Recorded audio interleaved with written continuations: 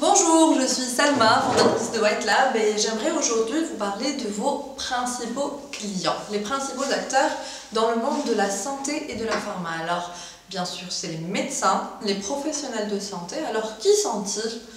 Où sont-ils? Où est-ce qu'on les trouve? Comment les segmenter? Et comment choisir le bon message et le bon canal de communication pour le bon médecin? Aujourd'hui, il y a plus d'une cinquantaine de canaux de communication qui existent dans la pharma, dans la santé. Et donc choisir entre ces canaux de communication est assez difficile. Alors la première chose qui nous aidera à choisir entre les canaux de communication est de savoir si ces canaux de communication vont engendrer des interactions personnalisées ou non personnalisées et de créer dans ces canaux de communication un équilibre entre les deux. Alors les interactions personnalisées sont bien sûr la visite médicale, donc un visiteur médical va voir ce médecin-là et lui donner ce message-là. On a les congrès aussi dans lesquels les médecins vont choisir les sessions dans lesquelles ils vont être présents. On a le télédetailing de plus en plus, on a les réunions qui sont faites pour un groupe de médecins et donc qui sont vraiment avec des messages qui sont ciblés pour ces médecins-là. Dans les interactions non personnalisées, ce sont plutôt des canaux qui sont libres à tous les médecins, qui sont accessibles à tous les médecins, comme les sites web, qui sont accessibles absolument à tous les médecins qui veulent accéder à l'information. On a les emailing que l'on envoie aussi généralement à tous les médecins, on a les SMSing, etc. etc.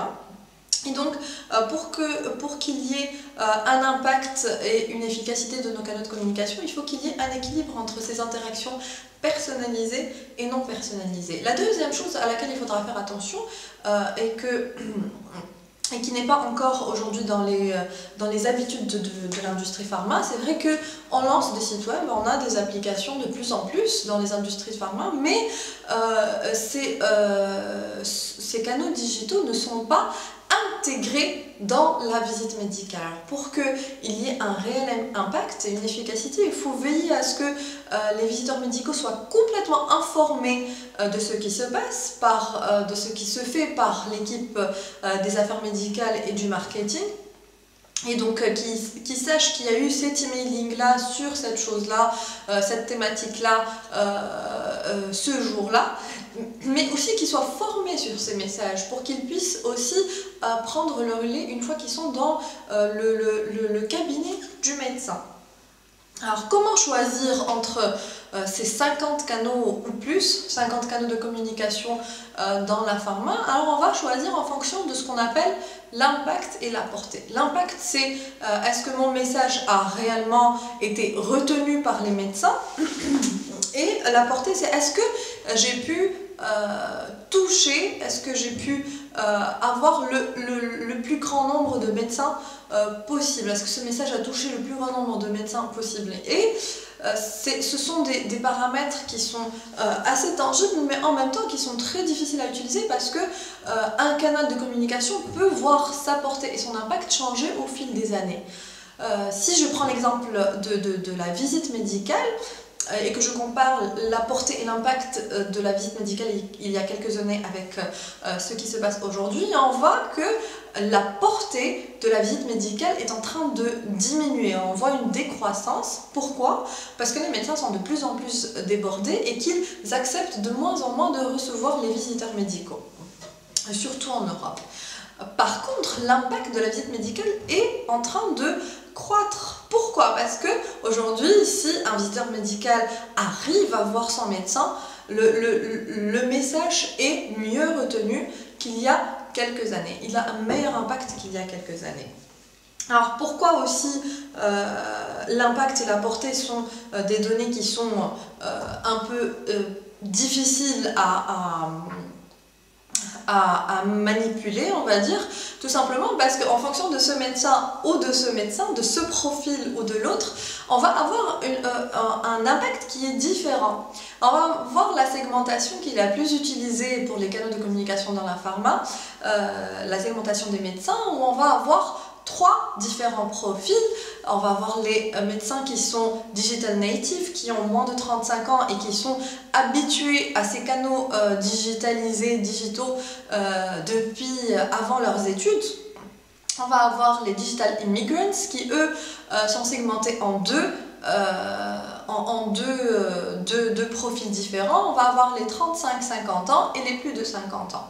Alors, les digital natives vont aller chercher l'information dans tout ce qui est webcast, dans les forums de discussion médicalisés, et ils ont envie d'avoir du contenu par télédetailing.